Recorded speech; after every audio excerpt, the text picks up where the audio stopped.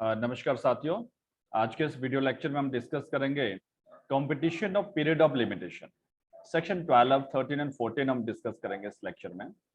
Section 12 of limitation act talks about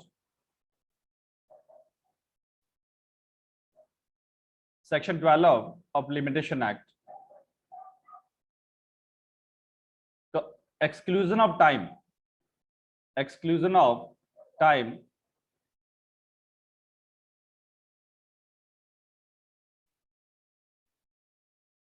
exclusion of time of in legal proceeding। ठीक है, तो legal proceeding है part आपका third part है। ठीक है, and competition of period of limitation. Exclusion of time in legal proceeding, clause 1, in computing the period of limitation for any suit, appeal or application, the day from which such period is to be reckoned shall be excluded। देखो, ये तीनों पे applicable होगा, suit पे भी applicable होगा, appeal पे भी और एप्लीकेशन पे भी। ठीक है, तीनों पे एप्लीकेबल। जिस दिन आपका कॉज ऑफ एक्शन स्टार्ट होता है, सेक्शन 12 क्लॉज 1 क्या बोल रहा है कि जिस दिन आपका कॉज ऑफ एक्शन स्टार्ट होता है किसी भी सूट फाइल करने का, जिस दिन पहला दिन जब आपका पीरियड ऑफ लिमिटेशन स्टार्ट होता है, ठीक है, पीरियड ऑफ लिमिटेशन जिस दिन स्टार्ट होगा कॉज ऑफ एक्शन आपका, तो कॉज ऑफ एक्शन जो फर्स्ट डे है वो एक्सक्लूड हो जाएगा। मान लो सपोज आपके पास पीरियड ऑफ लिमिटेशन 1 जुलाई 2022, तो कॉज ऑफ एक्शन अरोज हुआ कब हुआ? 1 जुलाई 2022। अब मान लो total period of limitation 3 years है। कितना है? 3 years according to schedule. Limitation period schedule बन दिया ऑब्वियसली, तो 3 ईयर है। तो अकॉर्डिंग टू शेड्यूल आपका पीरियड ऑफ लिमिटेशन कितना बनता है? पीरियड ऑफ लिमिटेशन कितना बनता है? मैं पीरियड ऑफ लिमिटेशन और प्रेस्क्राइब दोनों को यहां डिस्कस करूंगा। आपका पीरियड ऑफ लिमिटेशन कौन सी डेट के लिए कंप्लीट होगा? 3 ईयर काउंट करो। 1 जुलाई 2023 को 1 ईयर कंप्लीट, 1 जुलाई 2024 को 2 ईयर, 1 जुलाई 2025। मान लो सपोज 1 जुलाई 2025 को according to schedule 3 years complete हो रहे हैं, but by virtue of section 12 clause 1 जो फर्स्ट डे है, अब जो 1 जुलाई है वो एक्सक्लूड हो जाएगा। जिस दिन आपका पीरियड ऑफ लिमिटेशन स्टार्ट हुआ दैट डे एक्सक्लूडेड। चाहे सूट फाइल करने का पीरियड है, चाहे आपका अपील और एप्लीकेशन, सारे जो फर्स्ट डे आपका रिकॉर्डेड जो स्टार्टिंग पीरियड वो एक्सक्लूड हो जाएगा।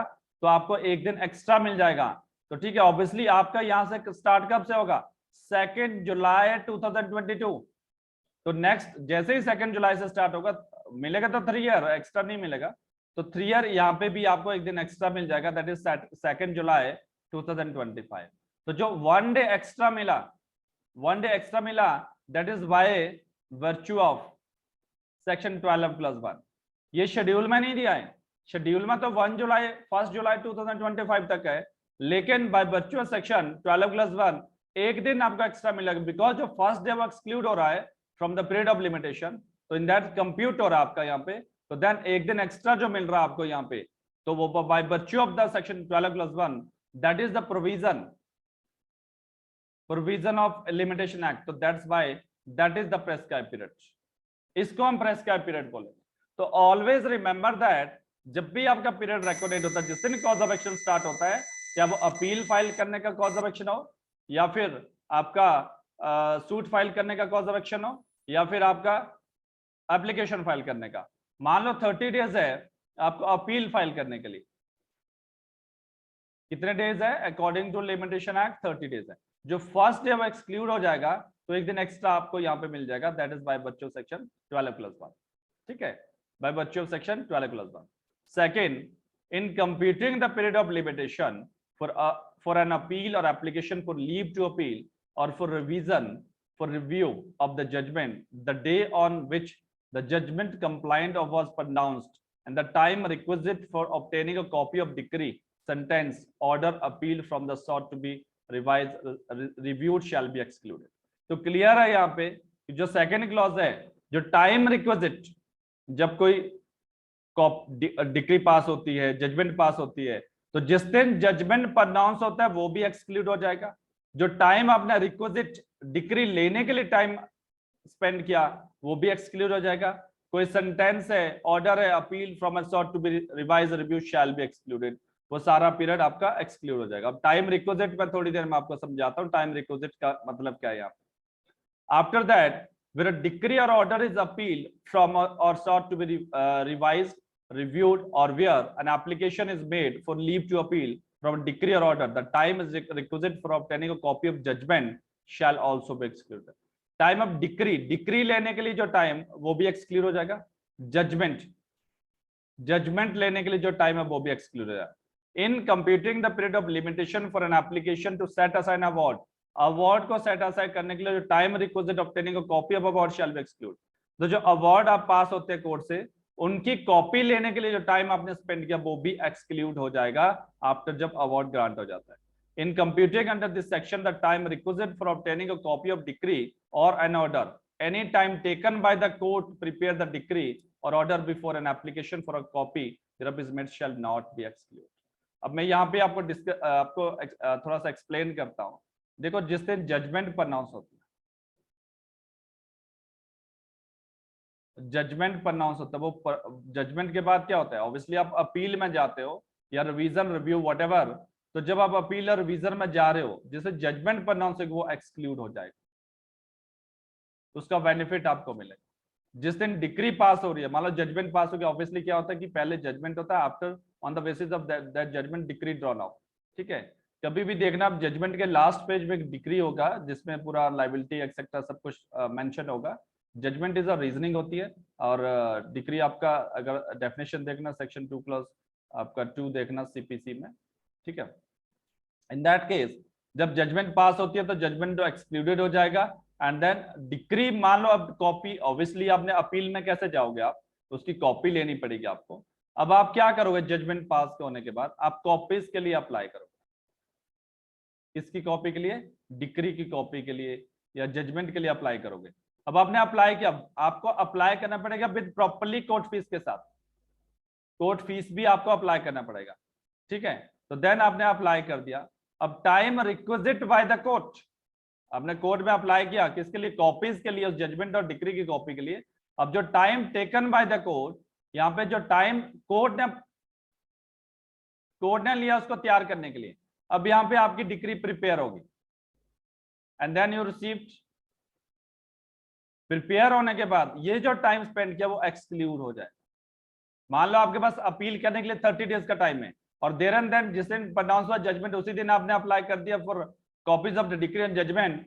आफ्टर दैट जो time requisite, time taken by the court, वो एक्सक्लूड हो जाएगा from the period of limitation. तो 30 days counted from this date, जब आपको रिसीव हो this date, this is the appropriate procedure है।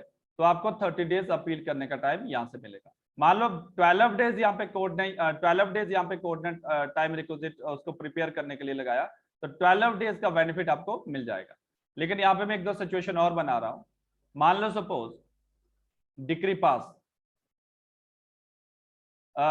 Judgement pass, sorry judgment pass, after that आपने 5 days तक कोई एप्लीकेशन अप्लाई नहीं किया, 5 डेज तक आपने अप्लाई नहीं किया डिक्री की कॉपी लेन judgement. After that you apply,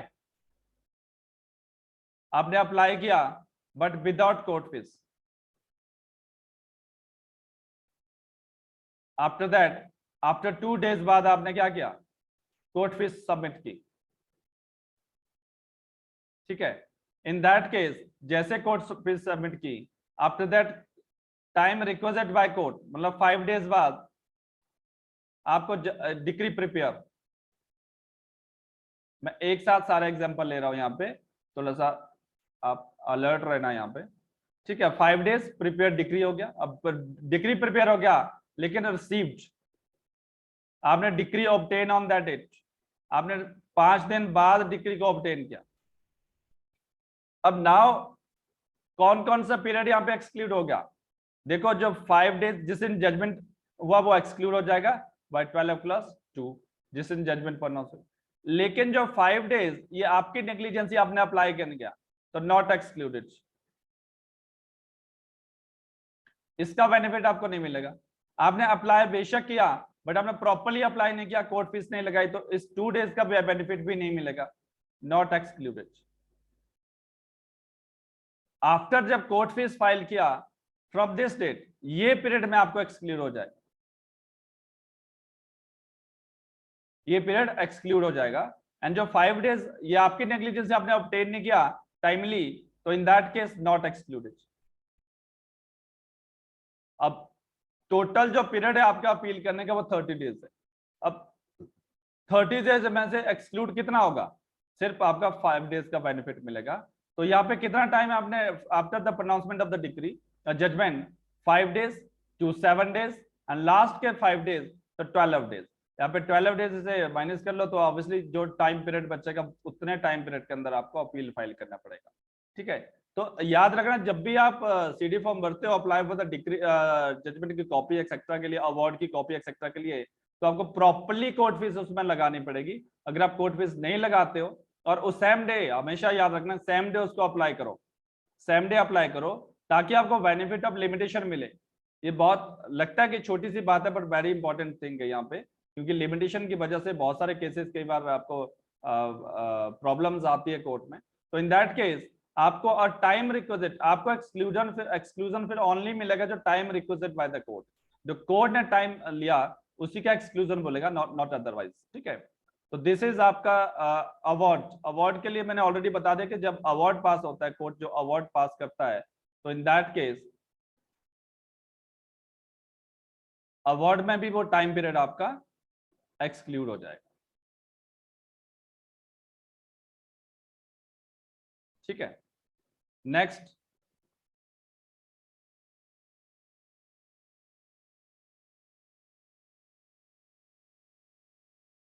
हम डिस्कस करेंगे सेक्शन 13। देखो सेक्शन 13 अगर आपने प्रीवियस लेक्चर मेरा देखा होगा सेक्शन 3 वाला, तो उसमें मैंने बताया होगा कि मैंने सेक्शन 13 पॉपर सूट के रिगार्डिंग, पॉपर सूट के रिगार्डिंग है। अब पॉपर का मतलब होता है जो इंडिजेंट पर्सन होता है, मतलब पुअर पर्सन होता है जो कोर्ट फीस नहीं दे सकता है कोर्ट में सूट फाइल करने के लिए, एप्लीकेशन के लिए, तो इन दैट केस उसको बेनिफिट मिल जाता है।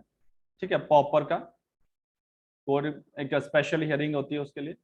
ठीक है, तो उसके लिए पहले पॉपर की एप्लीकेशन आपको अप्लाई करना पड़ेगा before court. After that court उसको कंसीडर करेगा या नहीं करेगा, वो डिपेंड करता है कोर्ट की कंसिडरेशन पे। तो in that case exclusion of time, exclusion of time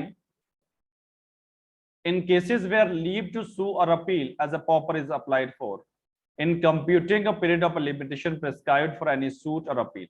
तो याद रखना ये अपील और सूट पे एप्लीकेबल होगा। in any case where application for leave to sue or appeal as a pauper has been made and rejected, the time during which the applicant has been prosecuted in good faith, his application for his leave shall be excluded, and the court may, on payment of the court fee prescribed for such suit appeal, treat the suit appeal as having the same force and effect as if the court fee had been paid in the first instance। First instance का मतलब when you file the application। मान लो suppose ए है, वो indigent person, poor है, he has a cause of action। अब suit file करने का कॉज ऑफ एक्शन, बट इसके पास कोर्ट फीस फाइल करने के लिए पैसे नहीं है, he cannot, he is unable to file court fees. तो सबसे पहले ये क्या करेगा, एक एप्लीकेशन प्रिपेयर करेगा, एप्लीकेशन, और application file before the court, चाहे वो अपील और एप्लीकेशन, अपील और सूट दोनों में एप्लीकेबल होगा। अब वो प्रेयर करेगा बिफोर द कोर्ट इस एप्लीकेशन में, प्लस वो साथ में सूट भी जो प्लेंट एक्सेट्रा वो भी अटैच होगी, लेकिन फर्स्ट हियरिंग एप्लीकेशन की होगी। ठीक है, पहले उसको प्रूव करना पड़ेगा कि इज इंडिजेंट पर्सन। क्या है, indigent person, according to CPC में दिया हुआ प्रोविजन, तो इंडिजेंट पर्सन उसको प्रूव करना पड़ेगा। अब मान लो सपोज अब उसके पास पीरियड ऑफ लिमिटेशन 3 ईयर का पीरियड ऑफ लिमिटेशन है सूट फाइल करने के लिए। अब उसने यहां पे एप्लीकेशन फाइल किया एज ए पॉपर। ठीक है। अब एप्लीकेशन फाइल जब किया उसको टाइम लग गया, उसको टाइम क्या लग गया, उसको डिसाइड होने में, उस एप्लीकेशन को डिसाइड होने में। अब जब डिसाइड होगा या तो अलाउड होगी या फिर रिजेक्ट होगी। अगर अलाउड हुआ तो there is no problem obviously, बस आपका जो application within period of limitation होना चाहिए, जो एप्लीकेशन है within period of limitation होना चाहिए, तो वो suit instituted from that date. Original जब एप्लीकेशन फाइल किया वो उस डेट से डीम्ड माना जाएगा, institute there is no problem. तो सेक्शन 13 का कोई रोल यहाँ एप्लीकेबल नहीं होता अगर अलाउड होता है, ठीक है। अगर रिजेक्ट हो जाती है एप्लीकेशन देन सेक्शन 13 का रोल एप्लीकेबल होगा। जैसे ही रिजेक्ट होगी उसकी एप्लीकेशन, कौन सा पॉपर वाला, कोई ने रिजेक्ट कर दिया, आफ्टर दैट जो टाइम स्पेंड किया उसने, जो टाइम यहाँ पे उसने गुड फेथ में प्रोसिक्यूट किया, ये मैं टाइम इसने जो स्पेंड किया ड्यूरिंग दैट एप्लीकेशन, अब यहां से लेकर यहां तक इसका टाइम, और बाय दैट टाइम उसका पीरियड ऑफ लिमिटेशन लैप्स हो गया, period of limitation filing the suit वो लैप्स हो गया, तो in that case he will get the benefit of section 13। तो उसको बेनिफिट यहाँ पे मिल जाएगा सेक्शन 13 के अंदर। सेक्शन 13 के अंदर बोल रहा है कि जो उसने गुड फेथ में प्रोसिक्यूट में टाइम स्पेंड किया, ठीक है, उस एप्लीकेशन में, और रिजेक्ट हो गई, तो कोर्ट उसको अलाउ करेगा, उसके सूट को अलाउ करेगा विद कोर्ट फीस, उसको टाइम दिया जाएगा कि आप कोर्ट फीस के साथ सूट फाइल करो। तो इन दैट केस वो सूट फाइल करेगा। अब वो सूट कब से माना जाएगा, फ्रॉम द फर्स्ट इंस्टेंस, तब भी वो सूट कब से माना जाएगा, जिस दिन उसने एप्लीकेशन फाइल किया उसी दिन से वो इंस्टीट्यूटेड माना जाएगा इन प्रॉपर केस। अगर रिजेक्ट भी हो जाती है तो सेक्शन 13 यहाँ पे एप्लीकेबल हो जाएगा, सेक्शन 13 लिमिटेशन एक्ट, समझ गए। तो ये प्रॉपर के केस में एप्लीकेबल होगा, कोई इंडिजेंट पर्सन अगर सूट फाइल करता है। Then next section 14,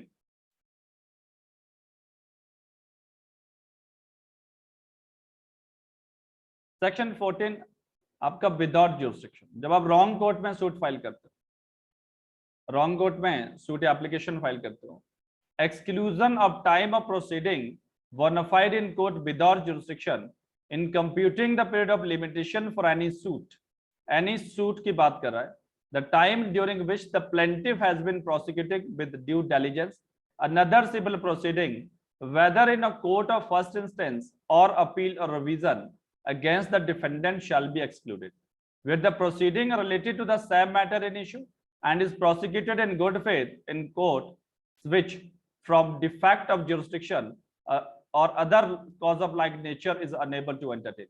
defect of जो तीनों तरह के jurisdiction है, आप जब रॉन्ग कोर्ट में सूट फाइल करते हो, तीनों तरह के jurisdiction आपका territorial jurisdiction, pecuniary jurisdiction and subject matter jurisdiction। After that second clause talks about same है, बस ये application पे applicable होगा, first आपका suit पे। In computing the period of limitation for any application, the time during which the applicant has been prosecuting with due diligence another civil proceeding, whether in a court of first instance or of appeal or revision against the same party for the same relief shall be excluded, where such proceeding is prosecuted in good faith in a court which from defect of jurisdiction other cause of like nature unable to entertain। तो ये पहला suit के लिए applicable होगा, दूसरा application, तो दोनों पे एप्लीकेबल होगा, ठीक है। Then third, notwithstanding anything contained in order 23 of the rule 2 of the CPC, the provision subsection 1 shall apply in relation to the fresh suit instituted on permission granted by the court under rule 1 of the order 23 की बात कर रहा है, compromise की। such permission is granted withdrawal compromise abandon तीनों है उसमें। first suit must fail by reason of defective jurisdiction other kind of nature। तो याद रखना ये जो सेक्शन 14 है, रॉन्ग कोर्ट में जब आप सूट फाइल करते हो या एप्लीकेशन फाइल करते हो, बट आपको प्रूव करना पड़ेगा you are under good faith और ड्यू डिलिजेंस, आपकी कोई नेग्लिजेंसी नहीं है। मान लो सपोज 3 ईयर का पीरियड है, अब यहाँ पे सूट फाइल किया और सूट फाइल किया, देर आफ्टर ऑब्जेक्शन लेगा गया ज्यूरिसडिक्शन का कि इस कोर्ट की ज्यूरिसडिक्शन नहीं बनती है, रॉन्ग कोर्ट में सूट फाइल किया। अब बाय दैट टाइम जब वो ज्यूरिसडिक्शन यहाँ पे डिसाइड हुआ, ऑब्वियसली जब ज्यूरिसडिक्शन का ऑब्जेक्शन लिया जाता है, ऑब्वियसली आपका ज्यूरिसडिक्शन का ऑब्जेक्शन या तो कोर्ट सो मोटो भी ले सकता है और डिफेंडेंट ऑब्जेक्शन रेज करेगा written statement. By that time आपका पीरियड ऑफ लिमिटेशन लैप्स हो गया, पीरियड ऑफ लिमिटेशन 3 ईयर था वो लैप्स हो गया, और आफ्टर दैट कोर्ट ऑर्डर करता रिटर्न ऑफ प्लेंट, आपको यह प्रूव करना पड़ेगा कि you are under good faith में। तो आपको जो टाइम स्पेंड किया आपने इस रॉन्ग कोर्ट में गुड फेथ में, ठीक है, तो वो एक्सक्लूड हो जाएगा, आपको बेनिफिट मिल जाएगा। आप जो प्रॉपर कोर्ट है वहां पे सूट फाइल कर सकते हैं। प्रॉपर कोर्ट में after that you can file suit या you can file application before the proper court. तो दिस इज ऑल अबाउट आपका सेक्शन 14 में, ठीक है, कि आप कैसे आपका यहाँ पे सेक्शन 14 रोल प्ले करता है जहाँ पे रॉन्ग कोर्ट में आप सूट फाइल करते हो। तो नेक्स्ट वीडियो लेक्चर में हम डिस्कस करेंगे सेक्शन 15, 16 एंड 17।